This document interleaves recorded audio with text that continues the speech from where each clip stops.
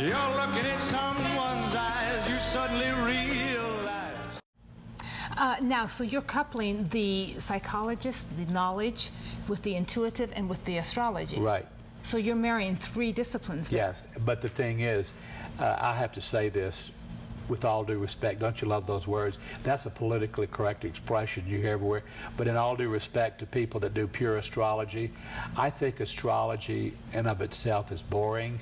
I think if somebody cannot find me, cannot help me where I am when you come to me, then I don't know that I'd show up. But don't you think astrology, like any other discipline like that, is like a focal point? It brings out their intuitiveness. Yeah, it does.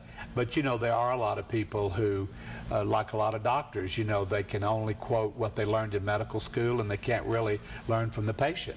But the client teaches me a lot more than any astrology ever taught me. But you're right, the science of it I learned and learned pretty well. But then I had to then go into the other parts of myself, my own intuition. I will tell you that I will take intuition over any other thing that you can ever find anywhere. We're living in what some people think are treacherous times. That's why I get so many phone calls. I said, boy, I love this part of the play that I wrote. Because we're all in what looks like an economic crisis. If it's not oil, it's subprime. Are we still living in our house, or are we in the trailer?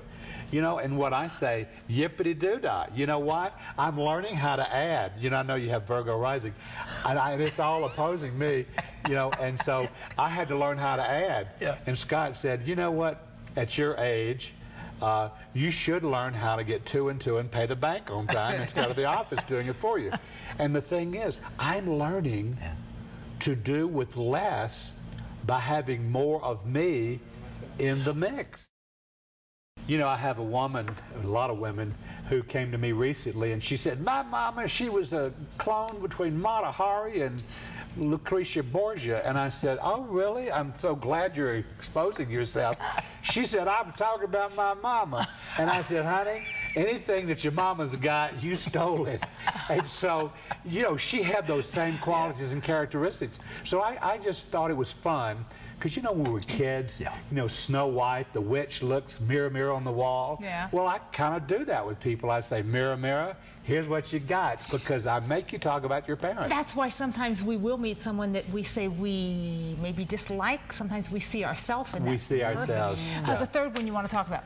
Forgive me not. Forget me not. You know, people always say forgive and forget.